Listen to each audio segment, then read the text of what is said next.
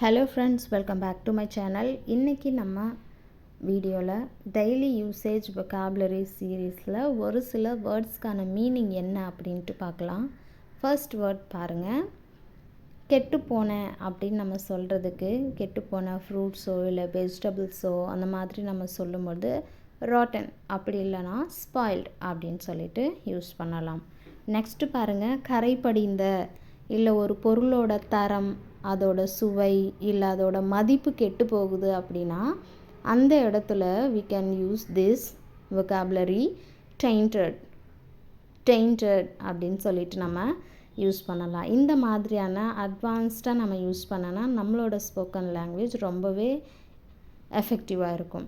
Next அசுத்தமான அப்படி இல்லைனா மாசுபட்ட அப்படின்னு சொல்கிறதுக்கு கண்டாமினேட்டட் அப்படின்னு நம்ம சொல்லலாம். கண்டாமினேட்டட் வாட்டர் அந்த மாதிரி நம்ம சொல்லலாம்.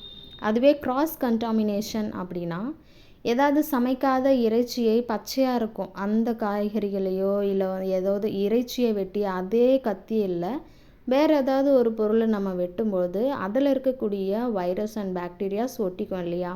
ஸோ அதை நம்ம கிராஸ் கண்டாமினேஷன் அப்படின்னு நம்ம சொல்லலாம். ஸோ இந்த வீடியோலேருந்து நீங்கள் எதனா நியூ வேர்ட் லேர்ன் பண்ணிக்கிட்டீங்க அப்படின்னு நினச்சிங்கன்னா மறக்காமல் கமெண்ட் பண்ணுங்கள். நம்ம சேனல் பிடிச்சிருந்தது அப்படின்னா சப்ஸ்கிரைப் பண்ணிவிட்டு லைக் பண்ணி ஷேர் பண்ணுங்கள். தேங்க்யூ ஃபார் வாட்சிங் அண்ட் தேங்க்யூ ஃபார் சப்போர்ட்டிங்.